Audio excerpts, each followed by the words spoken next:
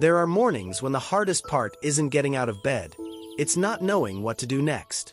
If today you feel completely unsure of your next step, this morning prayer is for you to whisper, "Jesus, give me wisdom and strength today." Some days you wake up and your mind is already spinning before your feet touch the floor. There are decisions waiting, conversations you've been avoiding, problems you don't know how to solve. You look at your day and it feels like standing in front of a wall instead of an open road. You've thought about it, prayed about it, tried to plan. And still, deep down you feel stuck. I don't know what to do with this job, with this relationship, with this diagnosis, with this bill, with this calling. It's not just confusion, it's a quiet kind of panic. In moments like that, even simple tasks feel heavy. Sending an email, making a phone call, checking a message, deciding one small thing, all of it feels loaded, as if one move could ruin everything. A part of you wishes God would just send a clear sign in the sky, a step-by-step answer. Another part is afraid of choosing wrong and living with regret. You're not lazy, you're overwhelmed. You're not faithless, you're human, and your heart is whispering, "Jesus, I want to do what's right, but I don't even know what that looks like today." The Bible speaks exactly into this place. James 1 verse 5 says, "If any of you lacks wisdom, let him ask of God, who gives generously to all without finding fault." That means God doesn't shame you for not knowing what to do. He invites you to ask. Isaiah 40 verse 29 says he gives strength to the weary. Proverbs 3 verses 5 to 6 calls you to trust in the Lord with all your heart and not lean on your own understanding, promising that as you acknowledge him in all your ways, he will make your path straight. The heart of this prayer is simple and honest. When I don't know what to do, Jesus, give me wisdom and strength today. If you're watching this on TV and you feel exactly like this, God sees you there too. In one corner of the screen, there's a small QR code. When this time of prayer is over and you have a quiet moment, you can point your phone at it to come straight to Still Grace Prayers. There you'll find other morning prayers for days when you don't know what to do and need Jesus to meet you right at the start. It's not about filling your day with content. It's about having a refuge where you can bring your confusion and say, "Jesus, lead me again." For now, the first step isn't figuring everything out. It's admitting to Jesus, right here, "I don't know what to do with this, but I want to place this day in your hands and ask you to guide me." That honesty is where his wisdom and strength begin to meet you. When you spend a long time not knowing what to do, the struggle stops being only about decisions and starts becoming about identity. It's no longer just, "I don't know what to do about this situation." It slowly turns into, "Maybe I'm just not good at life. Maybe I can't hear God. Maybe I'm always the one who complicates everything." Confusion about the next step turns into harsh labels about who you are. Indecisive, weak, slow, always behind, never enough. That doesn't only hurt your mind, it wears out your soul.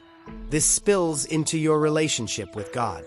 Instead of coming to him as a child who needs guidance, you come feeling like a disappointing employee who hasn't met expectations. Thoughts sneak in, "I should already know what to do by now." A real believer wouldn't be this confused. God must be tired of hearing me ask the same questions. Prayer feels less like a safe place and more like a performance you're failing. You see other people say, "God told me this, God showed me that," and you quietly wonder, why does everyone else seem so clear, and I'm still here not knowing? But Scripture tells a different story about you and about him. The disciples often didn't know what to do.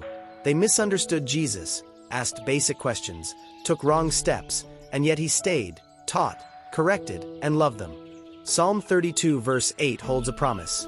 "I will instruct you and teach you in the way you should go. I will counsel you with my eye upon you." That's not the voice of a distant boss. That's the voice of a present shepherd. Philippians 1 verse 6 reminds you that he who began a good work in you will carry it on to completion, including the parts of your journey where you feel lost. You are not the one who always gets it wrong in heaven's eyes. You are a son, a daughter, in process. The fact that you care about doing God's will, that you ache over your uncertainty, is itself a sign of life in your spirit. Jesus is not rolling his eyes at you because you don't know what to do. He is inviting you to bring that confusion to him. Today is not about proving how spiritually sharp you are.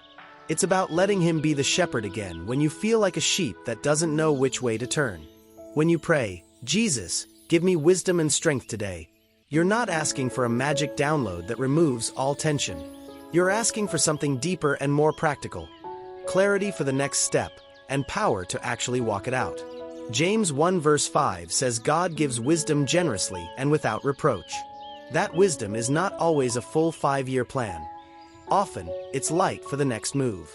Psalm 119 verse 105 says, Your word is a lamp to my feet and a light to my path.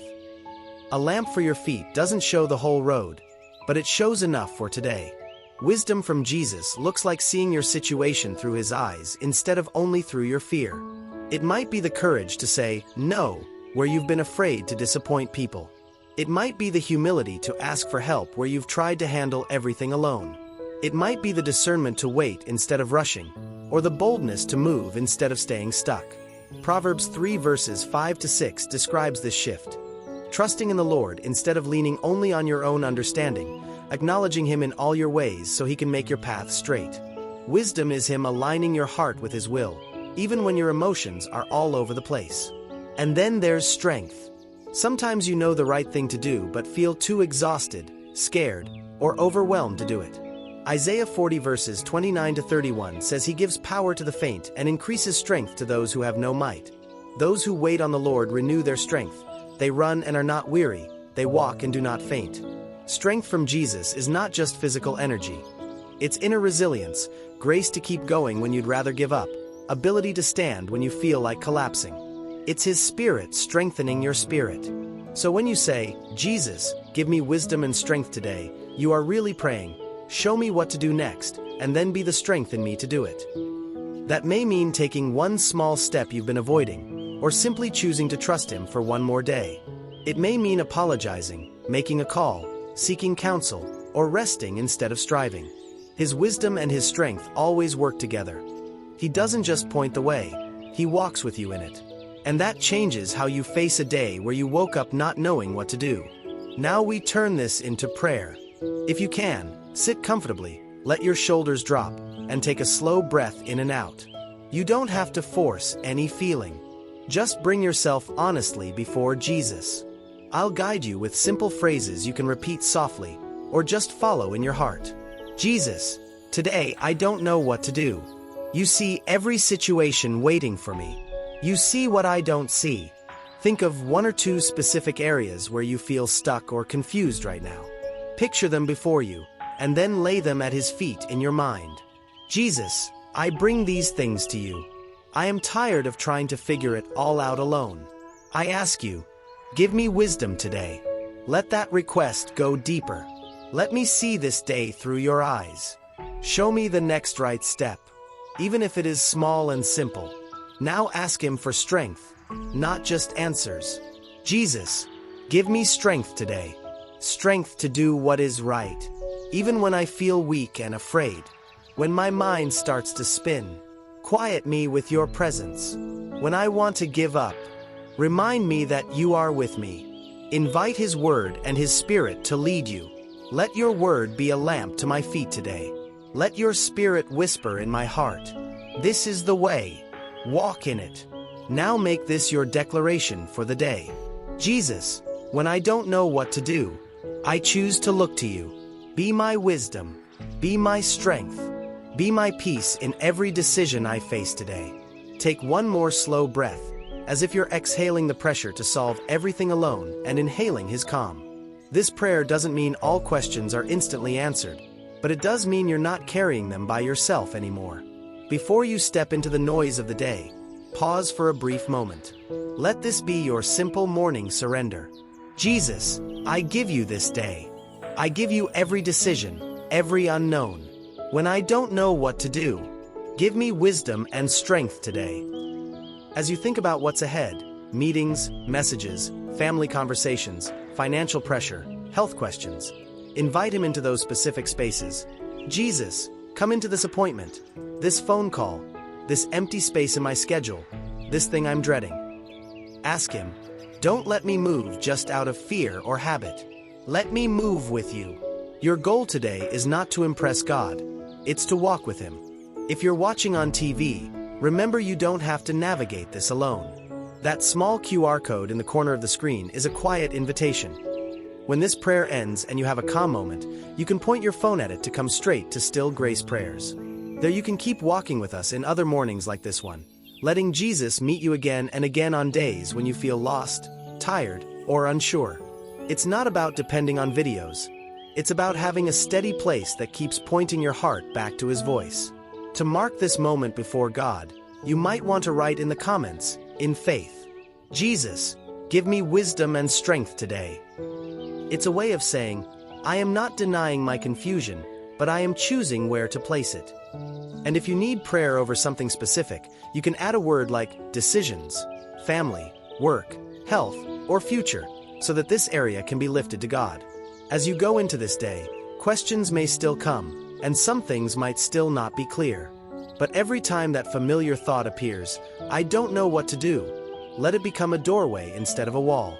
Let it turn into a quiet cry, Jesus, give me wisdom and strength right now.